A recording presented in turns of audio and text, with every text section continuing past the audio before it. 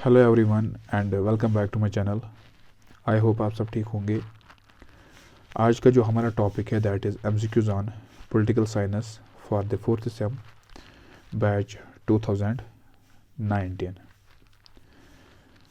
So it is the part second of this series. Already मैंने एक part upload किया है जिसमें मैंने 20 एमसीक्यूज डिस्कस किए थे। ठीक है, यहाँ तक मैंने बात की थी।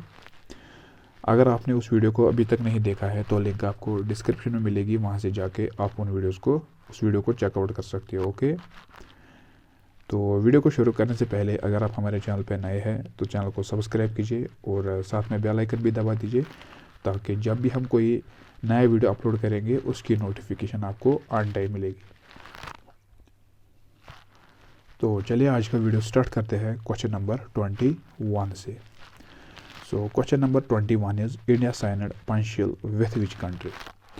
तो इस क्वेश्चन में आप लोगों से ये पूछा गया है कि इंडिया ने किसके साथ पंचिल को साइन किया था। ठीक है, किस कंट्री के साथ इंडिया ने पंचिल एग्रीमेंट, इसे कहते हैं पंचिल एग्रीमेंट। ठीक है, जो है पंचिल एग्रीमेंट है इंडिया ने किसके साथ, किस कंट्री के साथ साइन किया था। ओके, तो यहाँ पे ऑलरेडी आंसर जो इसका है वो मेंशन किया गया है, option number D that is China. Okay, यानी इंडिया ने चाइना के साथ क्या किया था, पंचिल एग्रीमेंट को साइन किया था। लेकिन आप लोगों को ये भी पता होना चाहिए कि जो पंचिल एग्रीमेंट है इसे और कहते हैं 5 प्रिंसिपल्स ऑफ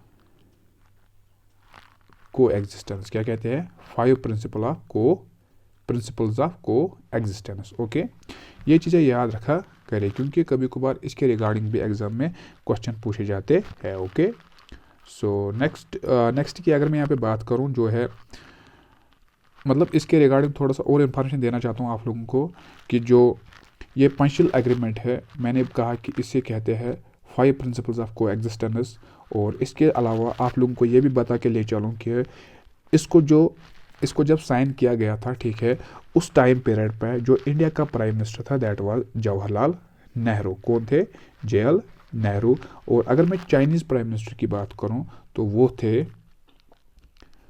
चू En Lai. Okay, Chou En Lai was the prime minister of China at that time when Panchsheel agreement was signed. Okay, लेकिन इसके अलावा मैं आप लोगों से ये कहना चाहता हूँ कि जो ये पंचिल एग्रीमेंट था, ठीक है, अगर हम पंचिल एग्रीमेंट की बात करेंगे एक्चुअल में ये साइन हुआ था जो तिब्बत रीजन है चाइना का, ठीक है, यानी तिब्बत रीजन ऑफ चाइना, ठीक है, एक्चुअल में इसके साथ साइन हुआ था। लेकिन आप लोगों को पता है कि जो क्वेश्चन में आता है वो हमेशा कंट्री के रिगार्डिंग आता है। ठीक है, यानी जो मतलब पूछा जाता है कि मतलब किस कंट्री के साथ ये एग्रीमेंट साइन हुआ था। आप लोगों को पता होगा कि जो तिब्बत रीजन ऑफ चाइना है ये चाइना को रिप्रेजेंट करता है, इस वजह से जो आंसर रहता है इसका वो है चाइना। ओके, इसके अलावा मैं आप लोगों से ये कहना चाहता हूँ कि जो ये जब ये साइन हुआ था तो ये साइन हुआ था 19 अप्रैल 1954 में। ओके, रिमेंबर दीज थिंग्स, जो मैंने आप लोगों से बताया, जो आप लोगों से मैंने यहाँ पे शेयर किया है रिगार्डिंग पंचिल, ये आप लोगों को ज़रूरी याद रखना होगा क्योंकि ये चीज़ें एग्जाम में पूछे जाते हैं। Okay, so move to the next question, question number 22 that is in which year first summit of NAM was held. तो इस क्वेश्चन में आप लोगों से ये पूछा गया है कि जो पहली समिट थी नैम की, नॉन अलाइनमेंट मूवमेंट की जो पहली समिट थी वो कहाँ मतलब किस साल में हेल्ड की गई थी। ठीक है, आप समिट कहोगे, कॉन्फ्रेंस कहोगे या फिर मीटिंग कहोगे। ठीक है, तो पहली समिट जो थी नॉन अलाइनमेंट मूवमेंट की वो किस साल में हेल्ड की गई थी। ठीक है, तो वो की गई थी 1961 में। ओके, लेकिन आप लोगों को एग्जैक्ट डेट याद रखना होगा क्योंकि जो एग्जैक्ट डेट है कभी कभार एग्जैक्ट डेट जो होता है उसके रिगार्डिंग भी क्वेश्चन पूछे जाते हैं। ठीक है, so the exact date is 1 September 1961। Okay, remember this dates. तो नेक्स्ट क्वेश्चन की मैं यहाँ पे बात करूँ, question number 23 that is at which place the first summit of NAM held. तो पिछले क्वेश्चन में आप लोगों से ये पूछा गया था कि किस साल में पहली समिट जो थी नैम की वो किस साल में हेल्ड की गई थी। तो इस क्वेश्चन में आप लोगों को ये बताना है कि अब वो पहली समिट कहाँ पे हेल्ड की गई थी। ठीक है, यानी जो पहली समिट थी नैम की वो किस कंट्री में या किस जगह पे हेल्ड की गई थी। तो वो की गई थी बेलग्रेड में। कहाँ पे, बेलग्रेड में। लेकिन बेलग्रेड में एक जगह है यूगोस्लाविया। ओके, वहाँ पे पहली कॉन्फ्रेंस हेल्ड की गई थी, या पहली समिट हेल्ड की गई थी। Okay, Yugoslavia. तो देखिए कभी कभार जो एग्जामिनर होता है वो क्या करता है, वो घुमा के क्वेश्चन पूछता है, ठीक है। वो क्या करेगा, वो ऐसे पूछेगा कि किसी जगह पे बेलग्रेड रखेगा तो किसी जगह पे यूगोस्लाविया रखेगा, ठीक है।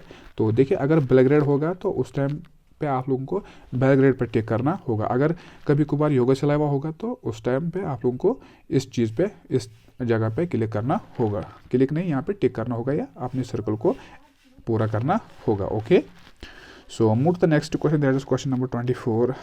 So question number 24 is how many member states had attended first summit of NAM at Belgrade in 1961. तो आप लोगों से अब ये पूछा गया है कि कितने स्टेट मेंबर्स ने पहली मीटिंग को, पहली समिट को अटेंड किया था। तो देखिए यहाँ पे जो आंसर है वो है 25। तो अगर मैं बुक की बात करूँ, बुक पे लिखा है 29। अगर मैं गूगल की बात करूँ तो गूगल पे भी लिखा है 29, ठीक है। देखिए आप ये मतलब ये it is up to you कि आप लोग किस तरह से एग्ज़ाम, मतलब ये आप लोगों के लिए नहीं, मतलब आप लोगों से नहीं, बल्कि it is up to examiner, ठीक है। मतलब आप एग्जामिनर किस तरह से क्वेश्चन जो आंसर रखेगा वो किस प्रकार आंसर रखेगा, यानी जो ऑप्शंस है क्या वो 25 रखेगा या फिर 29, it is up to him, ठीक है। ये उसके ऊपर दारोमदार रखता है कि वो किस तरह से, मतलब किस डेट को या किस नंबर को, किस डिजिट को वहाँ पे मेंशन करेगा, ठीक है। क्या वो 29 रखेगा या फिर 25। ओके, तो अगर 25 होगा तो आप लोगों को 25 पे टिक करना होगा, अगर 29 होगा तो आप लोगों को 29 पे टिक करना होगा। ओके, सो जो यहाँ पे ऑप्शन है वो है 25, so you have to take 25। Okay, so question number 25, that is who out the following was not associated with the development of idea of and the movement for the non alignment. तो इस question में आप लोगों से ये पूछा गया है कि जो हमारे पास ऑप्शन है इनमें से वो कौन सा पर्सन है जो कि बिल्कुल एसोसिएट नहीं था, जो कि बिल्कुल किसके साथ, जिसको बिल्कुल भी वाबस्ता नहीं था, क्या जो बिल्कुल ही वॉज नॉट एसोसिएटेड, हम कह सकते हैं कि he was not associated with non alignment, और we can say with the idea of non alignment. तो आप लोगों को पता होगा कि जो नेहरू थे, ठीक है, नेहरू या फिर नसीर की अगर मैं यहाँ पे बात करूँ या फिर मैं टिटू की बात करूँ, तो ये जो तीन है इनको कहते हैं फाउंडिंग फादर्स, ठीक है, founding fathers of non alignment movement, ठीक है। तो इन तीनों को कहा जाता है founding fathers of non align movement. तो लेकिन यहाँ पे बात की गई है भुट्टो की। भुट्टो को जो भुट्टो था, he was not associated with the development of idea of the movement for non alignment movement. Okay, यानी इसको बिल्कुल भी कोई रिश्ता नहीं था, कोई वाबस्ता नहीं था नॉन अलाइनमेंट मूवमेंट के साथ, यानी उसके आइडिया के साथ। उन्होंने जब उन्होंने फाउंड किया था, जब उन्होंने नॉन अलाइनमेंट को नया नया बनाया था, तो इसको एक मतलब he was not associated with the idea of non alignment movement. So option number C, that is Bhutto, is the right answer. So question number 26 is which of the following did not refer the some phase in Soviet American relations। तो इस question के according अगर मैं answers की बात करूँ, यहाँ पे है detente second cold war, Bandung conference, थाओ नियर डंटन। तो इस क्वेश्चन का जो करेक्ट आंसर है वो है option number B, that is Bandung conference. तो आप लोगों को लग रहा होगा कि जो मेरी एनर्जी है वो बिल्कुल लो है, ठीक है, क्योंकि I am not feeling well, so due to some personal reason I can't explain here. Okay, so I am feeling very tired now. मतलब एक तरह से मैं ये कह सकता हूँ कि बिल्कुल एनर्जी डाउन है बात करने के लिए, ठीक है। तो मेरी एनर्जी बिल्कुल लो है, तो इस वजह से फिर भी मैं वीडियो बना रहा हूँ। सो क्वेश्चन नंबर 27 की अगर मैं यहाँ पे बात करूँ, that is which of the following has not been the result of Soviet breakdown. तो आप लोगों को बताना हो कि जब जो सोवियत यूनियन थी, ठीक है, सोवियत वार नहीं, जो सोवियत यूनियन थी, ठीक है, जब वो डिग्रेड हुई है, हम कह सकते हैं कि डिग्रेडेशन ऑफ सोवियत यूनियन, यानी जब सोवियत यूनियन का जवाल आया था, जब वो मतलब ख़त्म हुई, ठीक है, तो उसके पीछे क्या कारण था, ठीक है। तो यहाँ पे आप लोगों को बताना है कि जो हमारे पास ऑप्शंस है इनमें से वो कौन सा कारण नहीं है जो कि बिल्कुल भी एसोसिएटेड नहीं है किसके साथ, ब्रेकडाउन ऑफ सोवियत यूनियन, ठीक है। तो आप लोगों को पता होगा कि एंड ऑफ वो कोल्ड वार, ठीक है, यानी कोल्ड वार किसके दरमियान चल रहा था, ये चल रहा था यूएसए और यूएसएसआर के दरमियान, ठीक है। तो जब यूएसएसआर का ब्रेक डाउन हुआ, ठीक है, जब यूएसएसआर ख़त्म हुआ, जब इसका जवाल आया, ठीक है, तो जो यूएसए था इट बिकेम सोल पावर, ठीक है, तो ये सोल पावर बन गया था यहाँ पे। तो उसके बाद यूएस, जिसे कहते हैं यूएस हेजमनी, ठीक है, यानी अब ये अकेले राज करने लगा था या अकेले सुपर पावर था, ठीक है। तो ये एक कारण है एंड ऑफ कोल्ड वॉर, ठीक है। जब 1991 में सोवियत यूनियन का ब्रेक डाउन हुआ तो उस टाइम पीरियड पे क्या हुआ था, उस टाइम पीरियड पे मतलब जो यूएसए था, USA became sole and super power, okay. तो दूसरी बात यहाँ पे है that is increased American hegemony, ठीक है, यानी उसके बाद जो अमेरिका बन गया, जो यूएसए था it became sole and super power. आप लोगों को पता होगा कि ये मतलब फिर ये अकेला सुपर पावर रह गया था, ठीक है, यानी अब इसकी जो कह सकते हैं कि हेजमनी, जो इसकी हेजमनी है पूरी दुनिया पे चल रही थी, ठीक है। उसके बाद डिक्लाइन ऑफ सोशलिज्म, ठीक है, सोशलिज्म कहाँ पे चल रहा था, ये यूएसएसआर में चल रहा था, तो इसका डिक्लाइन भी हुआ, ठीक है। लेकिन ये सारे जो तीन, चाहे ए हो, सी हो या फिर डी हो, ठीक है, तो ये तीनों क्या है, ये तीनों इसके रीज़न है। तो इन बिना पे जो सोवियत यूनियन था वो ब्रेक डाउन हुआ था, यानी वो टूट गया था, ठीक है। और जो फॉर्मेशन ऑफ ईयू है, ईयू का मतलब होता है यूरोपियन यूनियन, ओके। तो European Union has not been the result of Soviet break down, ठीक है। So option number B is the correct answer for this question. So question number 28, that is which of the following is not been the demand of new international economic order, ठीक है। तो इस question का जो correct answer है वो है option number D, that is डिसआर्मामेंट। ये आपने 12th में पढ़ा होगा। तो next question is the non alignment for the newly independent state is meant. तो देखिए इस क्वेश्चन में क्या कहा गया है आप लोगों से कि जो नॉन अलाइनमेंट मूवमेंट थी, ठीक है, जो नए नए इंडिपेंडेंट स्टेट्स थे, ठीक है, जो नए नए इंडिपेंडेंट स्टेट्स थे उनके लिए इनका माने क्या था, नॉन अलाइनमेंट मूवमेंट का मतलब उनके लिए क्या माने था, ठीक है, वो क्या सोचते थे नॉन अलाइनमेंट मूवमेंट के बारे में, ओके। तो देखिए perceiving independent foreign policy, the power the two super powers, ठीक है। तो ये ख्याल था या ये कहते थे वो नॉन अलाइनमेंट के बारे में, ठीक है, जो नई इंडिपेंडेंट स्टेट्स थी उनका मानना ये था, ठीक है, कि perceiving independent foreign policy, okay. So option number D is the correct answer for this question. So question number 30, that is Gujral doctrine was associated with India's. तो गुजराल डॉक्ट्राइन जो थे ये इंडिया की किस पॉलिसी के साथ एसोसिएटेड था, तो आप लोगों को पता होना चाहिए ये नेबरहुड पॉलिसी के साथ एसोसिएटेड था, okay. So question number 31, that is which of the following was not a feature of punctual. तो अब आप लोगों को बताना है कि जो मैंने बात की थी 5 प्रिंसिपल्स ऑफ पंक्चुअल, क्योंकि उसमें 5 शर्तें रखी गई थी, ठीक है, इस वजह से उसे पंक्चुअल कहा जाता है, ठीक है। तो अब आप लोगों को ये बताना है कि which among the following was not a feature of punctual, ठीक है। तो option number D, that is uniting in strength to maintain international peace and security. इसको मतलब ही वाज ये जो ऑप्शन नंबर डी है it is not the feature of punctual agreement, okay. बाकी जो था that is equality and mutual benefit या म्यूचुअल नॉन एग्रेशन या पीसफुल कोएग्जिस्टेंस, ये चीज़ें इसमें मेंशन की गई है, okay. So option number D, that is uniting in strength to maintain international peace and security, इसके बारे में इस पंक्चुअल एग्रीमेंट में बात नहीं की गई थी, okay. So option number D is the correct answer for this question. So question number 32, that is why did the 3 leaders F.D. Roosevelt, Winston Churchill and Joseph Stalin meet in 1943, ठीक है। तो इस क्वेश्चन में आप लोगों से ये पूछा गया है कि जो 3 लीडर्स थे F.D. रूजवेल्ट या विंस्टन चर्चिल या फिर जोसेफ स्टालिन, तो ये 1943 में मिले थे, ठीक है, and agreed on the need for an effective instrument of maintaining international peace, यानी इनने बात की थी किसके रिगार्डिंग, इंटरनेशनल पीस के रिगार्डिंग। तो ये कहाँ पे मिले थे, ये मिले थे सैन फ्रांसिस्को में, ठीक है, सैन फ्रांसिस्को में, ओके। तो नेक्स्ट क्वेश्चन की अगर मैं यहाँ पे बात करूँ, that is in 1945 50 nations met to frame the basic charter for a world organisation which would save succeeding generation from their scourge of war, this conference took place at. तो ये conference भी कहाँ पे हेल्ड की गई थी, तो ये भी हेल्ड की गई थी सैन फ्रांसिस्को में, okay. So next question is the headquarters of International Committee of the Red Cross are at. तो हेड क्वार्टर्स जो है रेड क्रॉस सोसाइटी के, ठीक है, रेड क्रॉस सोसाइटी जो है इसके हेड क्वार्टर्स कहाँ पे है, तो वो है जेनेवा में, option number A. So next question is it is said that non alignment has lost it is relevance because.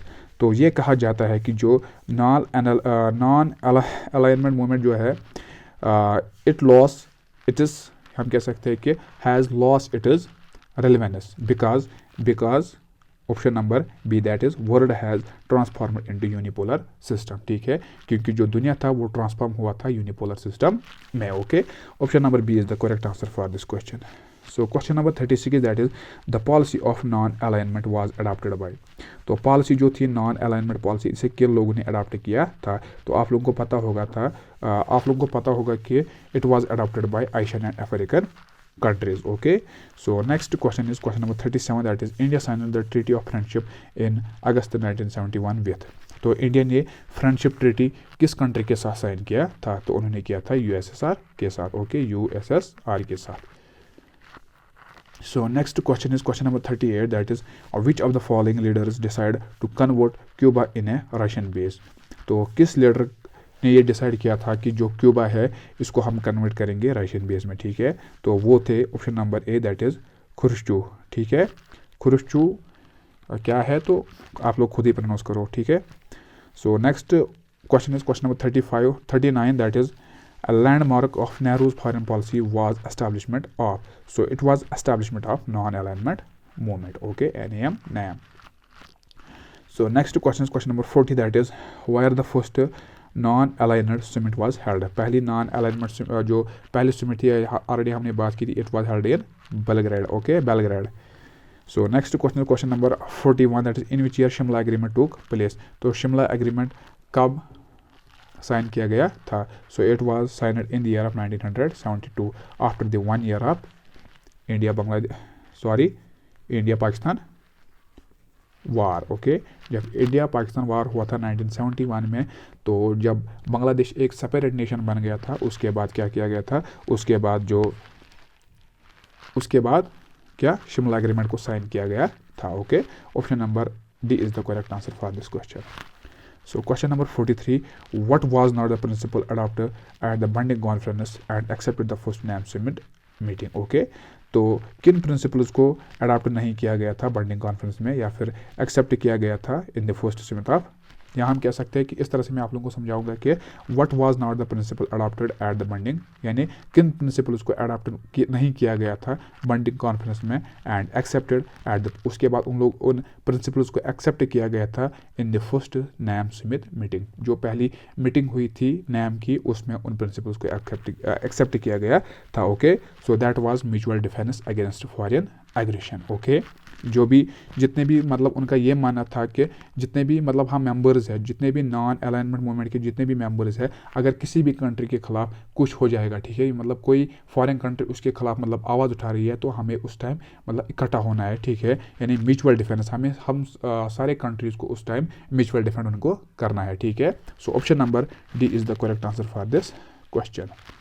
So question number 44 that is first NAM conference was held in Belgrade, Yugoslavia in। तो मैंने already बात किया है सितंबर 1961 में, 1 September 1961। Okay, so next question is Pakistan join the NAM इन, यानी पाकिस्तान ने किस साल में NAM को ज्वाइन किया था?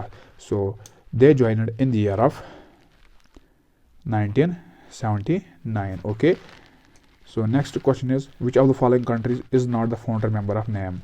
पाकिस्तान, इजिप्ट, इंडोनेशिया और फिर यूगोस्लाविया, ठीक है।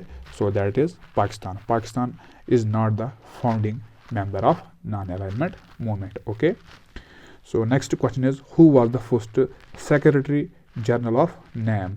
So that was Joseph Broz Tito. Okay, तो पहले सेक्रेटरी जनरल बने थे नॉन अलाइनमेंट मूवमेंट के, वो थे टिटो, ठीक है, जिसका पूरा नाम था Joseph Broz Tito.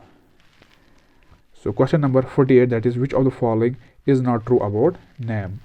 So option number D that is all of the above, ठीक है। ये सारे जो है, ठीक है, ये सारे ठीक ऑप्शंस है किसके रिगार्डिंग? NAM के रिगार्डिंग। तो next question is currently NAM has just members and 17 observer countries. तो इसके अगर हम बात करेंगे जो इसके मेंबर्स है वो है 120। ओके, करंटली इसके जो मेंबर्स है वो है 120 मेंबर्स, यानी 120 कंट्रीज़ ने इसको साइन किया है, यानी 120 कंट्रीज़ के मेंबर है इसको, ठीक है। सो next question is question number 50 and the last question of this session that is contemporary relevance of non alignment movement is. तो इस क्वेश्चन का जो करेक्ट आंसर है वो है option number C, that is common challenges mainly economic faced by the member countries. Okay, so that was all about today's topic. Hope you like this video. अगर video पसंद आया तो video को like कीजिए और अपने फ्रेंड्स के साथ शेयर कीजिए। मिलते हैं इंशाल्लाह नेक्स्ट वीडियो में, तब तक के लिए अल्लाह हाफिज़।